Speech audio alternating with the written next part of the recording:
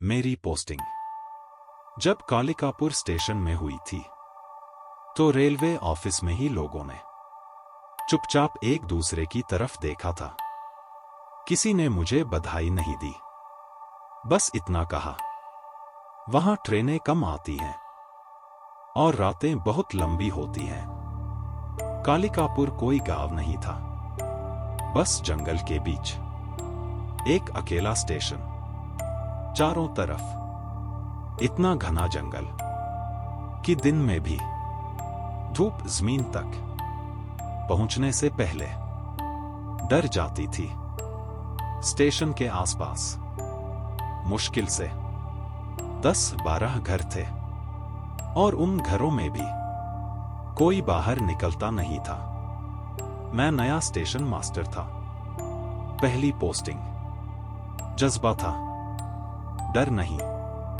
यहां ट्रेन हफ्ते में सिर्फ 2 बार आती थी, मंगलवार और शनिवार। बाकी दिन पटरी पर सिर्फ पत्तों की आवाज और हवा की सिसकियां। पहली रात स्टेशन क्वार्टर पुराना था, लकड़ी के दरवाजे जिनसे रात में चरमराहट निकलती थी। रात 1:45 बजे मैंने स्टेशन की घड़ी देखी। 2:17 होने में 32 मिनट बाकी थे। ठीक 2:17 पर घड़ी ने टिक टिक करना बंद कर दिया।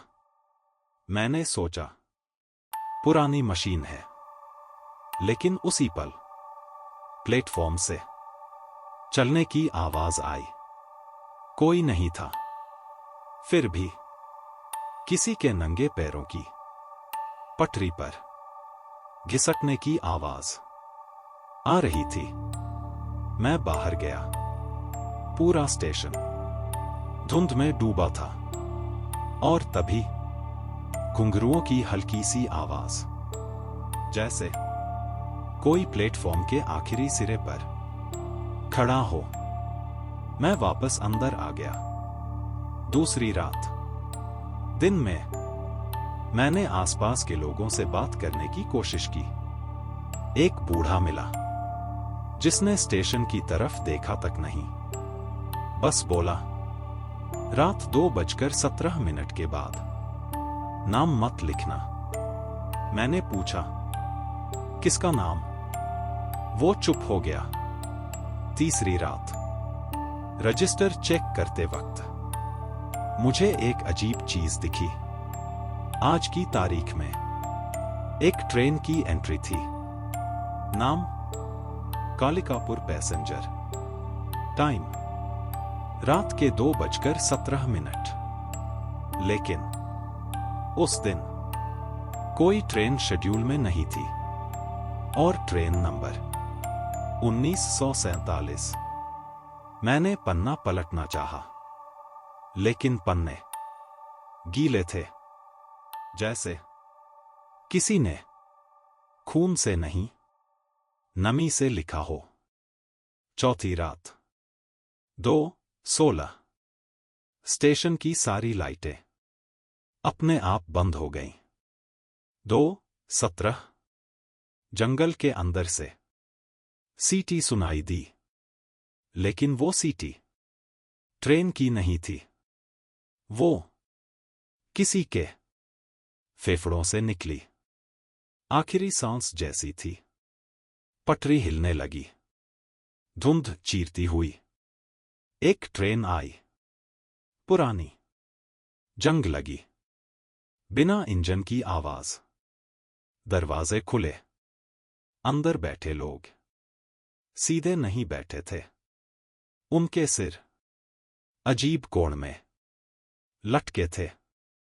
सबकी आंख एक खुली थी, कोई पलक नहीं झपकाता। एक आदमी उतरा, रेलवे यूनिफॉर्म में।